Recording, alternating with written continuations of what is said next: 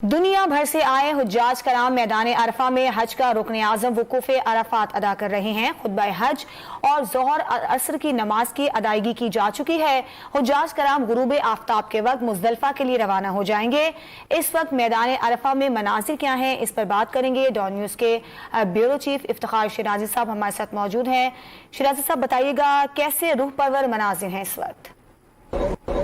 जी, इस वक्त मैं मैदान अरफात में मौजूद हूँ और जैसा कि नाज़रीन आपको मालूम है कि 2 साल कोरोना वायरस की वजह से महदूद पैमाने पे हज के बाद ये अब पहली बार है कि 10 लाख फर्जंदान तौहीद पूरी दुनिया से फरीज़ा हज अदा करने के लिए आए हैं।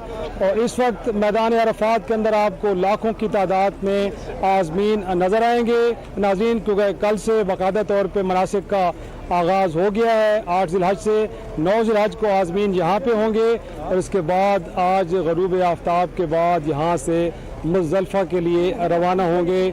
कुछ देर बाद यहाँ के मकामी वक्त के मुताबिक 1:50 पे यहाँ पे मस्जिद निमरा जो मेरे बैकग्राउंड में नज़र आ रही है, यहाँ पे खुतबा हज दिया जाएगा।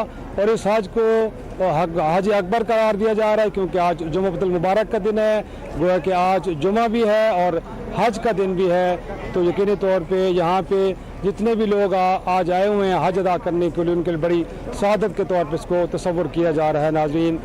तो इस वक्त जैसे मैंने कहा कि 10 लाख फर्जंदान तौहीद इस वक्त मैदान अरफात में मौजूद हैं और यहाँ का दर्ज हरारत जो है वो 44 सेंटीग्रेड है। और इसमें यकीनी तौर पे गर्मी ज़रूर है, लेकिन कुछ सादा दरख्तों के नीचे आज़मीन हज और कुछ यहाँ पे ठंडे पानी के फव्वारे हैं जो उनकी गर्मी को दूर करने के लिए मददगार साबित हो रहे हैं।